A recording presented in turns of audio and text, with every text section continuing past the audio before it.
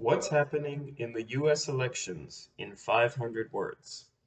California certifies its final vote with Biden as the winner, while Trump heads to Georgia ahead of key Senate runoffs.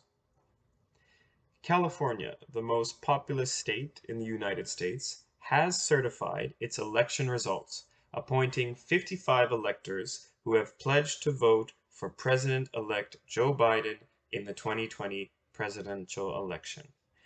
The certification on Friday in the Democratic bastion is the latest milestone in a presidential contest that has introduced heightened drama like never before to the country's idiosyncratic and historically mundane election administration. With California, Biden currently has 279 pledged electors, above the 270 electoral votes needed for victory, the Associated Press news agency said.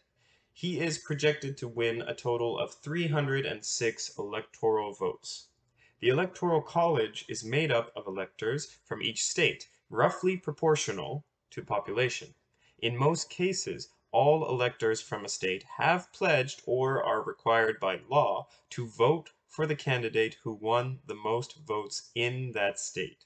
While Biden has been reliably projected to have won the election for weeks, his victory will not be made official until the Electoral College votes on December 14th, and that vote is approved by Congress on January 6th.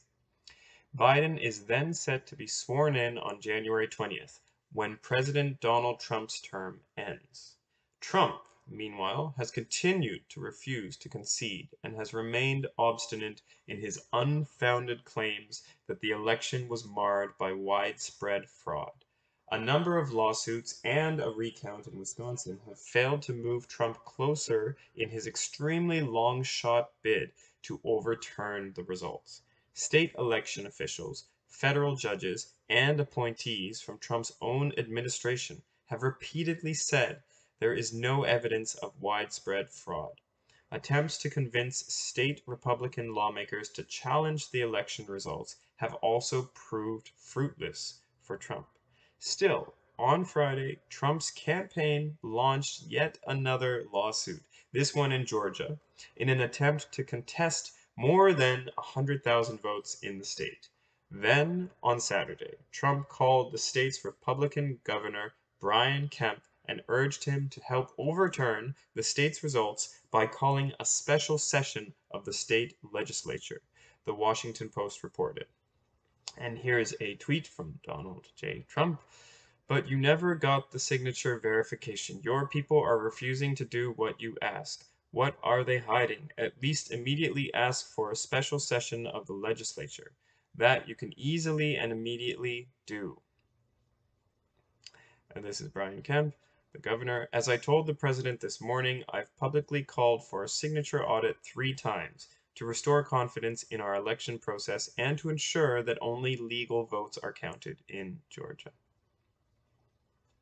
Kemp, who has faced the president's ire in recent days for standing by the election results, declined the request, the newspaper said. On November 20th, following a full-hand recount of all ballots cast, Georgia certified Biden as the victor with a margin of more than 12,000 votes. A subsequent recount requested by the Trump campaign at the expense of state taxpayers currently shows Biden holding his lead.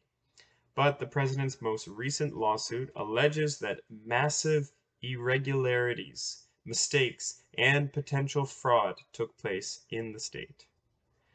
While the legal challenge is not expected to succeed, there is evidence the president's claims may be turning off Republicans from voting in January 5th U.S. Senate runoffs in Georgia that will ultimately decide which party controls the influential chamber. On Wednesday, hundreds of Trump supporters gathered in a park near Atlanta to call for a boycott of the vote, citing Trump's fraud claims.